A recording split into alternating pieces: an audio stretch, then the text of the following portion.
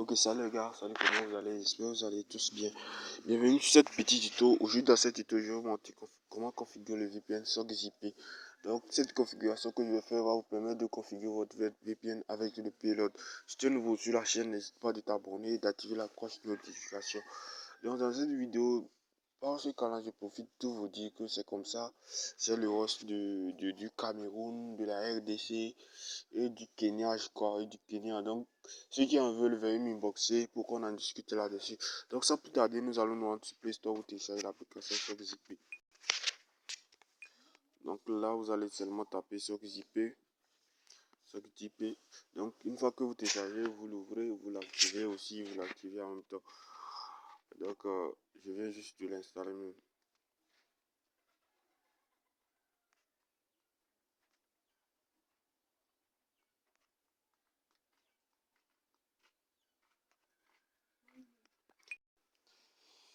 Dans les gars, arrivé ici, je crois que c'est là les trucs de confidentialité, tout ça là. Donc, vous allez le lire, c'est important les gars, le lire si vous avez le temps. Donc, là, vous allez appuyer sur OK.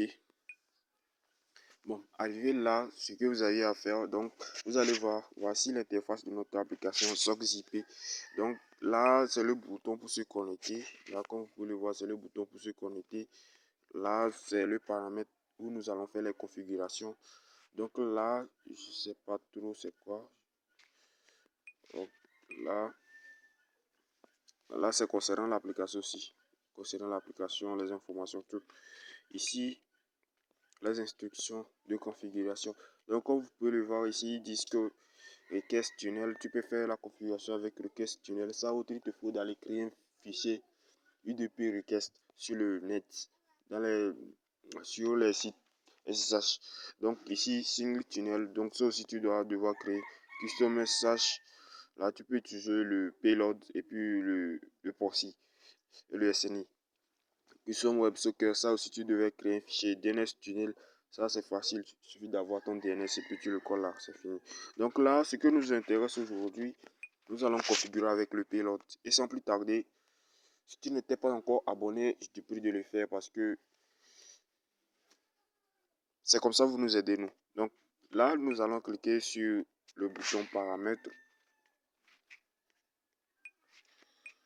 Donc une fois sur le bouton paramètres, vous allez voir directement request tunnel nous propose en même temps le payload ici. Vous l'avez vu. Donc d'abord, si chez vous ce n'est pas comme cela, vous appuyez ici sur request tunnel. Vous cliquez justement sur request tunnel comme ceci. Donc une fois que vous cliquez sur request tunnel, vous allez choisir le mode de configuration que vous voulez. Donc par exemple, si nous prenons le mode single tunnel, single tunnel aussi nous propose le payload. Single tunnel aussi nous propose le payload. Custom SSH, configurer SSH. Donc là, ici c'est ce que je vous dis que vous devez d'abord créer un fichier sur le net. Donc tout et tout quoi. Donc ici aussi tu peux ajouter le payload. Tu ajoutes le payload et puis tout. Donc là, ce n'est pas ce qui nous porte. Ce n'est pas ce que nous on veut faire aujourd'hui. Donc, du coup, ce n'est pas notre truc.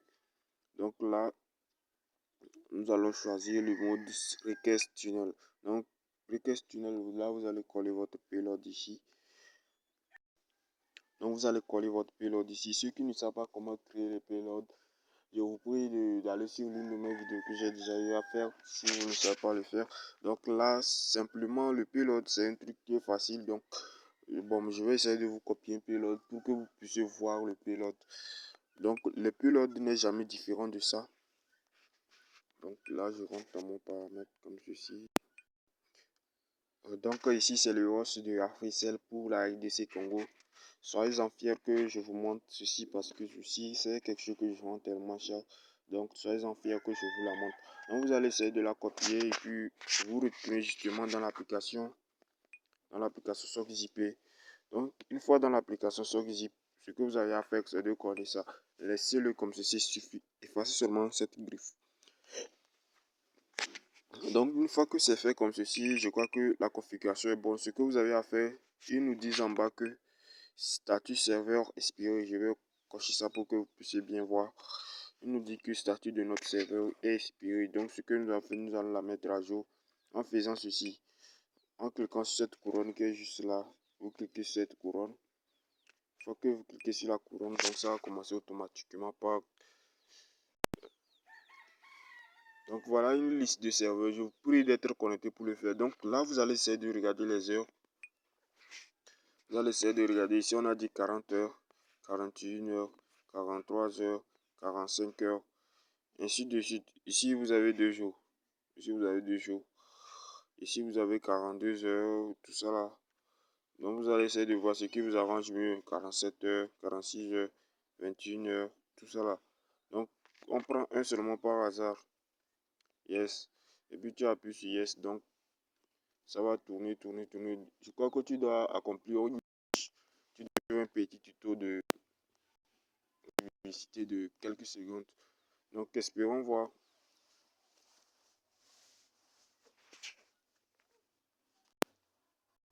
Nomade Éducation, Voilà. l'application gratuite pour accompagner vos enfants au collège et dans leurs études supérieures.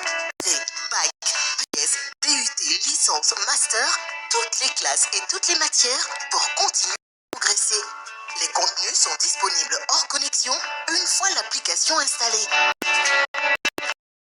Nomade Éducation, l'éducation utile tous. Vous regardez le couleur. Vous avez que le commentage est à 0. Ils nous ont dit récompense accordée. Donc là, nous pouvons sortir. Si nous ne conseillons plus, nous pouvons sortir. Voilà. Donc là, comme vous pouvez voir ici, ils nous ont dit que les serveurs expirent le 24. Donc c'est un truc comme ça. Et donc nous avons mis à jour notre serveur. Vous allez voir ici, ils disent que le serveur expire à 6h50. Donc une fois fini, vous appuyez sur Save. Une fois que c'est fini, il suffit d'appuyer sur ce bouton pour vous connecter en activant votre puce Africell. Donc en activant votre chose Africell. Donc là, vous cliquez sur le bouton qui est là pour vous connecter automatiquement. Donc, comme moi je suis connecté au Wi-Fi, donc c'est pas la peine qu'on les teste ensemble. Donc, Nomade Éducation, l'application gratuite pour accompagner vos enfants au collège, au lycée et dans leurs études supérieures. bon, les gars, c'est un truc comme cela. Si tu as aimé la vidéo, n'hésite pas de t'abonner et d'activer la cloche de notification pour ne plus rater aucune nouvelle vidéo. D'ici là, on se dit à la prochaine. Restez connectés.